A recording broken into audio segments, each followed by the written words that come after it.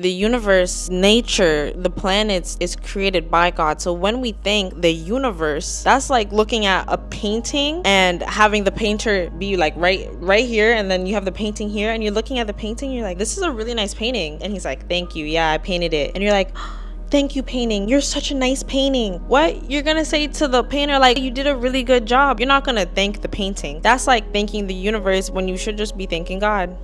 Whew. Yeah, I really had to get that off my chest. I think I feel like lighter. I think I'm like levitating or something like that, because I really just had to say that. Stella, get into it, man. Hey guys, welcome back to my channel. And today we're gonna have a serious conversation, okay? Honestly, I had this realization recently, and I'm like, I need to make this into a YouTube video. I've been gone for like a month, but I am back and I have a whole lineup. So subscribe, like, and as always, let's jump straight into it. Sometimes you may hear, or you may even end up yourself thanking the universe. Hear someone say, or you may say, thank you, universe, or the universe got my back, or the universe is looking out for me. But we need to ask, who is the universe? Because the universe and God are not synonymous. This is a realization that really sunk deep in my mind as of recently. You wouldn't call your boss just any random name. If your boss is Mr. Smith, you wouldn't say Mr. Jones or Mr. John. If you had a kid and the kid's name was Eve, you wouldn't say Mary, Susie. You wouldn't say that. Why are we, or would you, or why would anyone want to call God by the wrong name? Okay, so we're gonna talk about this. The heavens proclaim the glory of God. The skies display his craftsmanship.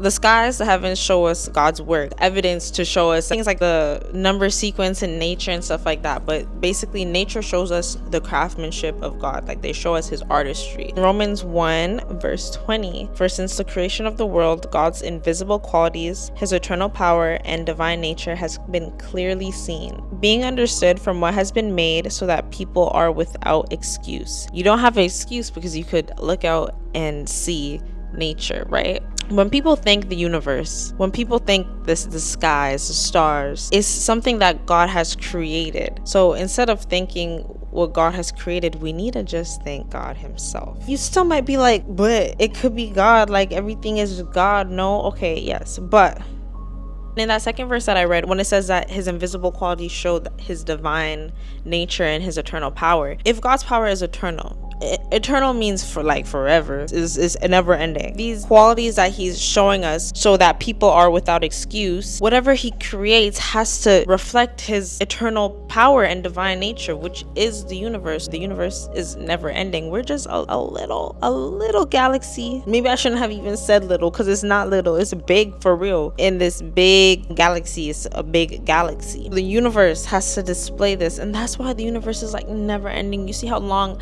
light years are. You see how light years could go and go and go and go and go for how, like, I don't even know how long a light year is like 30 years. I actually don't, like, I think it's either 30 or 300 actual years. I don't know. I feel like it's something like that. I actually don't know.